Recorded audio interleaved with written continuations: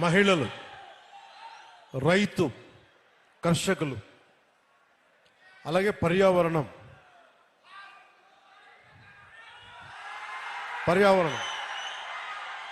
ఇవన్నీ మేమిద్దరం మాట్లాడుకున్నప్పుడల్లా ఆయన రెగ్యులర్గా నేను ఉప ముఖ్యమంత్రి అయిన తర్వాత కూడా నాకు ఫోన్ చేసి ఆయన శుభాశీస్సులు తెలిపారు, శుభాకాంక్షలు తెలియజేశారు. ఇలాంటి మహానుభావుల పరిచయం, ఇలాంటి మహోన్నతమైన వ్యక్తుల పరిచయం జనసేనకి చాలా అండ.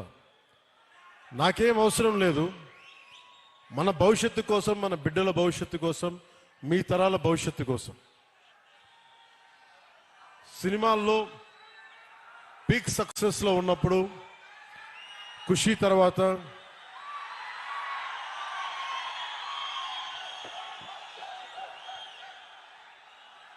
నేను ఒకటే ఆలోచించాను. సినిమాల్లో మాట్లాడటం ఒక విధానం అయితే 2-3 గంటలు ఎంటర్టైన్మెంట్ అయిపోద్ది, కానీ ఆ స్ఫూర్తి జీవితంలో తీసుకుంటే ఎలా ఉంటుందని 2000 ఆలోచిస్తే ఈరోజు కొద్దిగా ఫలితం చూస్తున్నాం. ఆ ఫలితం, ఆ థాట్ వెనక, ఆలోచన వెనక ముఖ్య ఉద్దేశం భారతదేశంలోని యువతకి, మన దక్షిణ భారతంలోని యువతకి మనం ఎంత నిలబడగలం, ఆ ఒక్క ఆలోచనే నన్ను రాజకీయాల్లోకి పట్టుకొచ్చింది. అలా రాజకీయాల్లోకి వచ్చినప్పుడు గోపాల్ గౌడ గారు లాంటి వ్యక్తులు నిరాశ నిస్పృహతో ఉన్నప్పుడు, ఓడిపోయినప్పుడు నా భుజం తట్టి నువ్వు బలంగా ఉండు, మంచి రోజులు వస్తాయని చెప్పిన బలమైన వ్యక్తి నాకు.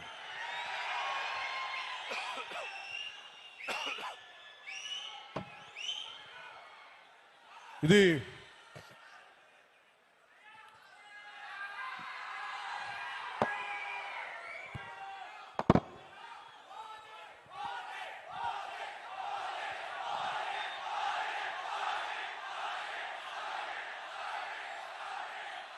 ఈ సందర్భంలో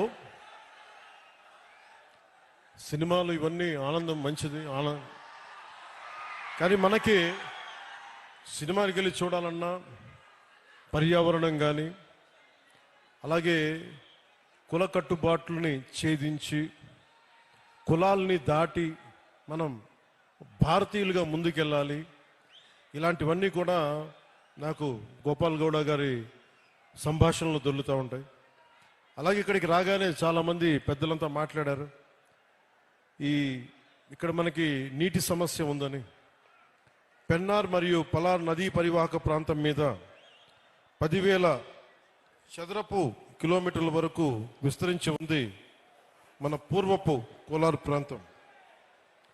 ఒకప్పుడు ఇది సిటీ ఆఫ్ లేక్స్, సరస్సుల నగరంగా పేరుగాంచిన బెంగళూరుకి దగ్గరలో ఉన్న ఈ కోలార్ ప్రాంతంలో దాదాపు 5,000 పైగా చెరువులు ఉన్నాయి. ఈ ప్రాంతం మన దక్షిణాసియా ఖండంలోనే ఎక్కువగా సరస్సులు, చెరువులు కలిగి ఉన్న ప్రాంతం. ఇది మన పూర్వీకులు, మధ్యయుగ పాలకులు నీటి సంరక్షణ, నీటి పరివాహక నిర్వహణ వారికి ఉన్న అపార విజ్ఞానానికి నిదర్శనం.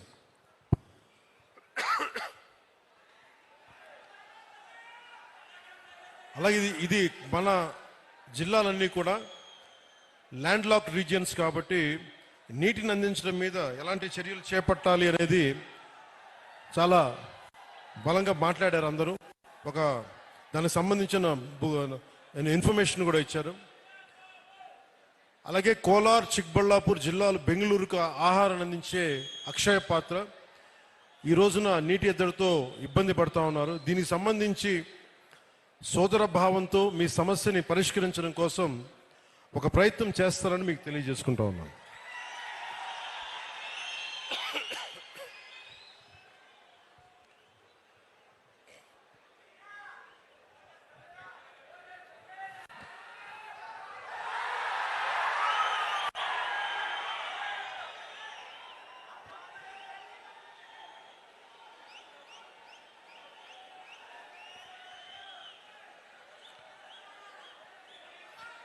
ಆಂಧ್ರಪ್ರದೇಶ್ ಸೀಮೆ ಹತ್ತಿರದ చింతామణి ఇక్కడికి వస్తూ ఉంటే చింతామణిలో ప్రతి ఒక్కరు కూడా మన అభిమానులందరికీ అంటే ఎంత అదృష్టం చేసుకున్నామంటే మనందరం, మీ అందరి అభిమానం, మీ అందరి ప్రేమ, ఒక ఒక మహోన్నతమైన న్యాయమూర్తి 75వ సంవత్సరం పుట్టినరోజుకి మనం అందరం వచ్చి మీ శుభాకాంక్షలు, మీ ఆశీస్సులు ఆయనకి నిండుగా ఉన్నందుకు చాలా చాలా ಆನಂದಂగా ఉంది. ಆಂಧ್ರಪ್ರದೇಶ ಸೀಮೆ ಹತ್ತಿರದ ಚಿಂತಾಮಣಿಯ ಈ ನಗರದಲ್ಲಿ ಇಂದು ಇರುವುದು నాకు ಗೌರವವಾದ ವಿಷಯ. ಇದು ನಮ್ಮ ಸಮಾನ ಮೌಲ್ಯಗಳು ಮತ್ತು ಆಳವಾದ ಸಂಬಂಧಗಳನ್ನು ಪ್ರತಿನಿಧಿಸುತ್ತದೆ. ಆಂಧ್ರಪ್ರದೇಶ ಮತ್ತು ಕರ್ನಾಟಕದ ಸಂಬಂಧ ಪರಸ್ಪರ ಗೌರವ ಮತ್ತು ದಶಕಗಳ ಸ್ನೇಹ ಮತ್ತು ಸಹಕಾರದ ಮೇಲೆ ಬಲವಾಗಿ ನಿಂತಿದೆ. ಅನೇಕ ತೆಲುಗು ಕುಟುಂಬಗಳು ಕರ್ನಾಟಕದಲ್ಲಿ ನೆಲೆಸಿದ್ದಾರೆ ಹಾಗೂ ಇಲ್ಲಿನ ಸಾಮಾಜಿಕ ಮತ್ತು ಸಾಂಸ್ಕೃತಿಕ ನೆಲೆಯನ್ನು ಸಮೃದ್ಧಪಡಿಸಿದ್ದಾರೆ. ಹಾಗೆಯೇ ಆಂಧ್ರಪ್ರದೇಶನಲ್ಲಿ ಅನಂತಪುರ, ಶ್ರೀ ಸತ್ಯಸಾಯಿ ಮತ್ತು ಕರ್ನೂಲ್ ಜಿಲ್ಲಾಗಳಲ್ಲಿ 57 ಕನ್ನಡ ಮಾಧ್ಯಮ ಶಾಲೆಗಳಿವೆ. ಅಲ್ಲಿ ಮಕ್ಕಳಿಗೆ ತಮ್ಮ ಮಾತೃಭಾಷೆಯಲ್ಲಿ ಕಲಿಕೆಯ ಅವಕಾಶವನ್ನು ಕೊಡುತ್ತಿದೆ. ಇತ್ತೀಚೆಗೆ ಕರ್ನಾಟಕ ಸರ್ಕಾರವು 4 ಕುಂಕಿ ಆನೆಗಳನ್ನು ಮಾನವ ಮೃಗ ಸಂಘಟನೆಗಳನ್ನು ನಿಯಂತ್ರಿಸಲಿಕ್ಕೆ ಸಹಾಯ ಮಾಡಲು ಆಂಧ್ರಪ್ರದೇಶಗೆ ಕಳುಹಿಸಿತು.